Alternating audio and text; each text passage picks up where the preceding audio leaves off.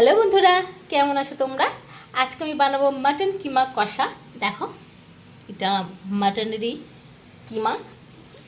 তার কারণ বলছি কেন, যে যখন আমরা মাটন আনি রান্না করব বলে বাজার থেকে কিনে আনি, তখন সব পিসগুলো এক ধরনের সাইজ থাকে না, কোনটা ছোট কোনটা বড়। তো ছোটোগুলো একদম ছোট থাকলে সেগুলো আমরা যখন মাংস করি তখন তো কিছু করার নেই, তখন রান্না করতেই হবে। কিন্তু যদি তা থেকে যদি মাংস আমরা ছোটো ছোটো করে আর একটা রেসিপি হয়ে যায়, তখন ক্ষতি কোথায়? সেজন্য বড় বড় যে পিসগুলো থাকে তা থেকে একটু ছোট ছোট করে কেটে নিয়েছি। যেগুলো ছোট থাকে সেগুলো আর যখন আমরা মাংস রান্না করি তখন আমি দিই না। সেই জন্য ছোটো ছোটো করে কাটতে কাটতে কিমা হয়ে গেছে, সবই কিমা করে নিয়েছি আর একটা রেসিপি বানাবো বলে। দেখো, সেজন্য একটা রেসিপি করে নেব। তার জন্য আমি একটা গ্যাস ওভেনে কড়াই বসিয়ে নিয়েছি, গ্যাস অন করে নিচ্ছি। এবার কড়াই গরম হলে তারপর আমি ওর মধ্যে তেল দেব। কড়াই গরম হয়ে গেছে, এবার তেল দিয়ে দিচ্ছি। তো তেল গরম হলে তার মধ্যে আমি ফোড়ন দেব। তেল গরম হয়ে গেছে, আর এখানে আমি রাখছি একটা শুকনো লঙ্কা, গোটা গরম মশলা, তেজপাতা আর সাদা জিরে আমি দিয়ে দেব।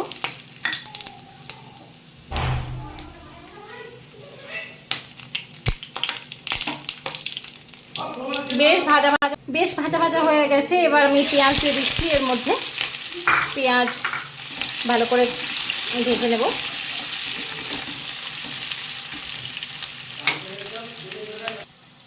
পেঁয়াজ ভালো করে ভাজার পর তারপর আমরা মশলা দেব। এবার একটু আমি দেখাই, এই মশলার মধ্যে ধনে, আদা, জিরে, রসুন, টমেটো, লঙ্কা সব কিছুই দেওয়া আছে, একবারে একসঙ্গে বেটে নিয়েছি। আর এই কিমা রেসিপি, কিমা রুটি কিংবা ভাত সব কিছুতেই ভালো লাগে। আমি এখন থেকে তাই করি, কারণ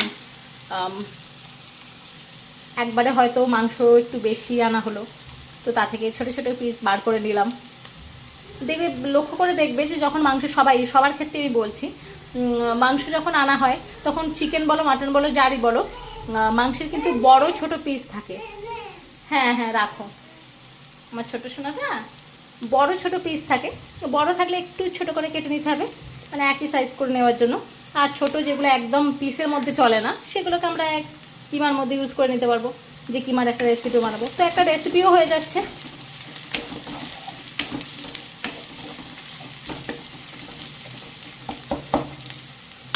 এরপর আমি মশলা দিয়ে দিচ্ছি। মশলা দিয়ে ভালো করে কষিয়ে নেবো। আগে পেঁয়াজ আর মশলা একই সাথে মিশিয়ে নেব।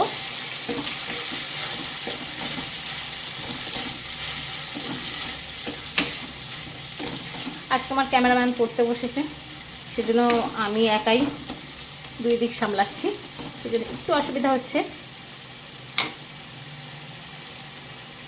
তো একটু সিম করে দিই, আগে এই মশলার পেঁয়াজ কষা হোক, তারপরে এর মধ্যে মাংস আমি দেবো। হলুদ আর লবণ দিয়ে দিচ্ছি, দিয়ে ভালো করে মিশিয়ে নেব।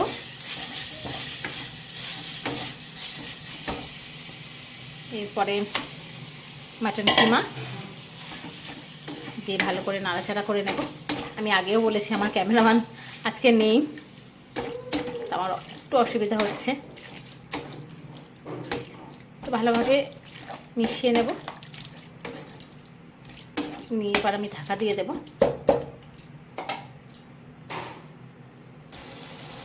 ঢাকা খুলে নিয়েছি, এবার একটু নাড়াচাড়া করে নেব। তো এইভাবে আবার আমি ঢাকা দিয়ে দেব, খুলবো, নাড়াচাড়া করবো, আবার ঢাকা দেবো, যতক্ষণ পর্যন্ত না ঠিকঠাকভাবে মাংস সিদ্ধ হচ্ছে। ঢাকা খুলে নিয়েছি, কষানো হয়ে গেছে। এবার একটু সামান্য জল দেব।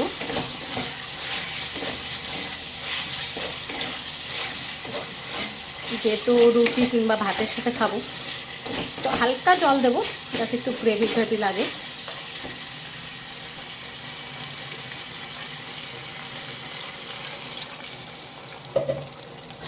একদম খুব বেশি না,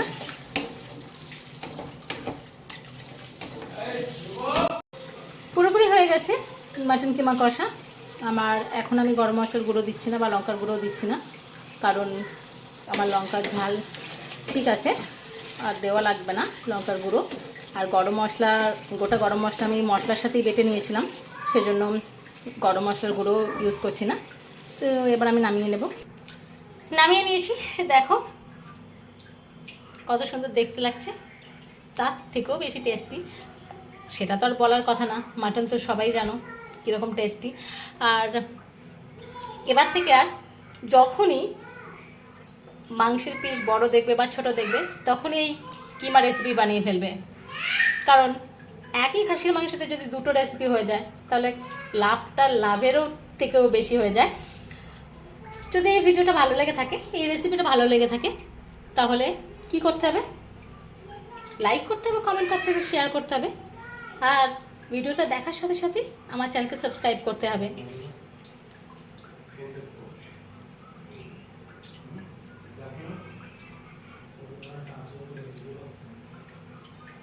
আমি সাইডে রুটি নিয়ে নিয়েছি, একটা ফাঁকা বাটি নিয়ে নিয়েছি। এবার এখান থেকে তুলে রুটির মধ্যে নিয়ে নেব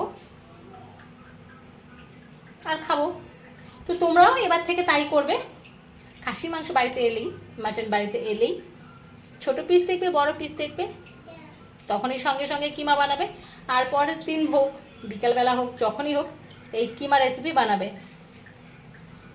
তো দেখাবে পরের ভিডিও। টাটা।